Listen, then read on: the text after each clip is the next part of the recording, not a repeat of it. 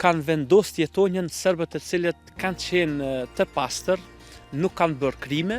pra një serb, vllai i tij ka dashur që t'ju tregon shqiptarëve dhe organeve të shtetit se cilët kanë qenë serbët që kanë djegë shtëpitë dhe kanë marrë pjesë masakra, nuk ka zgjatur shumë, domethënë vitin 2000 ato vetë familjave të mbysën dhe hudhin e re këtu. Përmende pak edhe këtë pjesën e pushtimeve të një pasnjëshme që i ka ndodhur popullit tonë. Njëna prej karakteristikave ka qenë domethënë që ka pasur edhe këtë serb të vendosur. Sot sa ka multietnik këtë fshat? Fshati është popullu domethënë siç thamë prej vitit 1455 deri në vitin 1898, domethënë kam pas dikun 46 shtëpi. Sipas gjitha shënimeve që i kom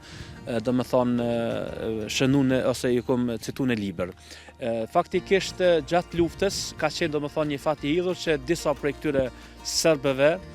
cilët e kanë ndryshuar vendbanimin, ata që kanë bërë krime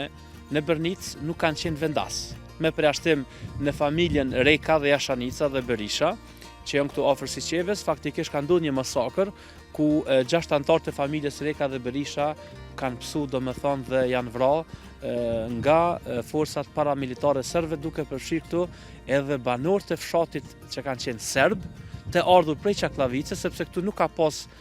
vendas, që me thonë kanë ardhur janë këtu dem babadem. Edhe pse kam studiu historinë, ju mundu që mos ta anoj vetëm nga shqiptarët, sepse historia duhet shkruhet drejt dhe duhen faktikisht ti shfletojmë edhe librat e tyre, dhe faktikisht kemi vrejtë që këta serb që kanë qenë këtu të ardhur, kanë qenë kolon serb, prej pas luftës dytë botërore, edhe fshatrat, edhe vendin këtu që i kanë marrë disa parcela të tokës, kanë qenë faktikisht familje të ardhur ose të shpërngulur nga Toplica,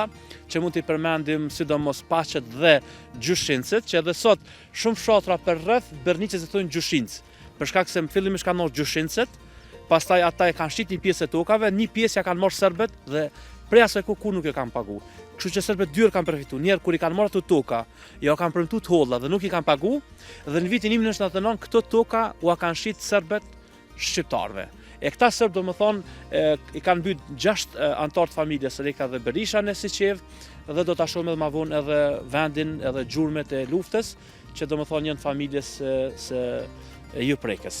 Sot sa ka prej tyre, se duke ardhe po një veturë e cila në fakt karakterizon atë regjimin serb mbi Kosovën që e kanë pasur, edhe mbani përshtypje që ende ekziston edhe ruhet me fanatizëm. Sot sa ka serb në këtë vend? Faktikisht serb nuk ka shumë, ata të cilët kanë vendosur të jetojnë serbët e cilët kanë qenë të pastër, nuk kanë bërë krime, edhe pse për faktin se njëri prej tyre